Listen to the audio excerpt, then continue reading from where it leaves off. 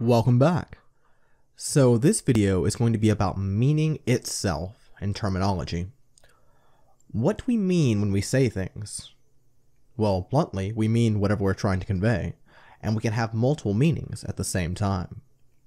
Many examples of this can be found in Shakespeare, whose works are littered with double entendres, such as Hamlet's response to his uncle/new stepfather, "I've been a bit too much in the sun."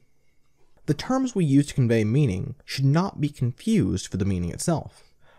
The concept of the number 2 is expressed with a different term in almost every language, yet the meaning remains the same.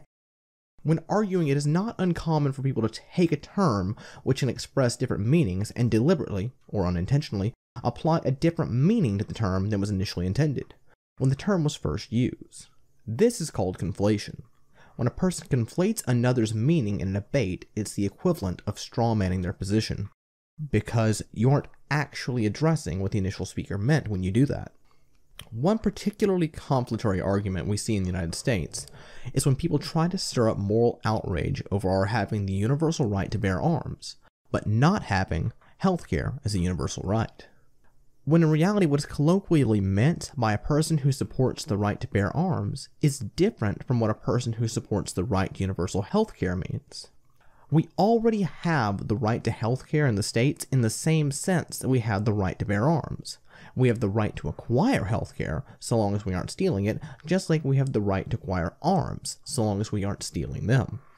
So, when you apply the same meaning to the terms, the initial appeal to moral outrage falls apart, because the laws are in fact consistent across both situations. Another example of conflation can be found in whether or not a person has answered another. I'm just giving you an example here, but does a reply count as an answer? In certain contexts, yes. If I call out to somebody and they call back, generally people will accept that that person has answered me. But in this context, answer merely means that they have replied. But if I call out to someone while asking them a question and they only reply without ever addressing the question, then in one sense they've answered me by calling back. But in another sense, they've not answered me because they've ignored the question I asked them.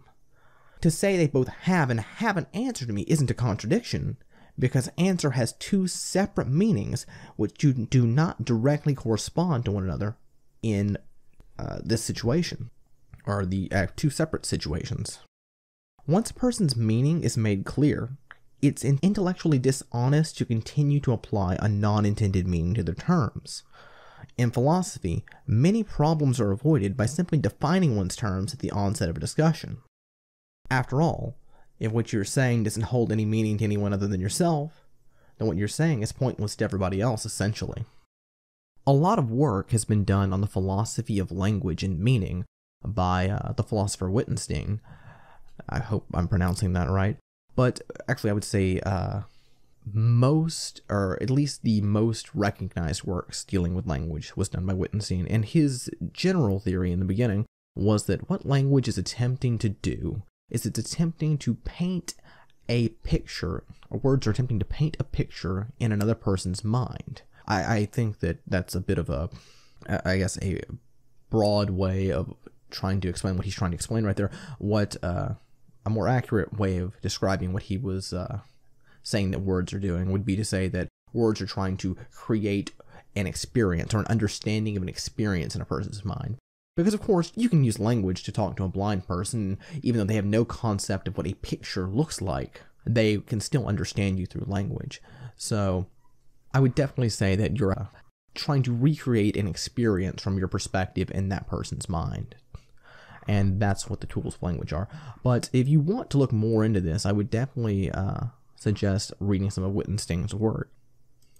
Anyhow, this has been a video on my general views on terminological distinction and on meaning itself. That the meaning words have is dependent on the words that we, the speaker, give them. And in order to have a fruitful conversation, we need to accept the meaning as it was intended and not conflate meanings. This has been my video for today. Thank you for watching. Please like and subscribe. Click the little bell to get notifications if you want to see more of my videos. And I'll see you next time.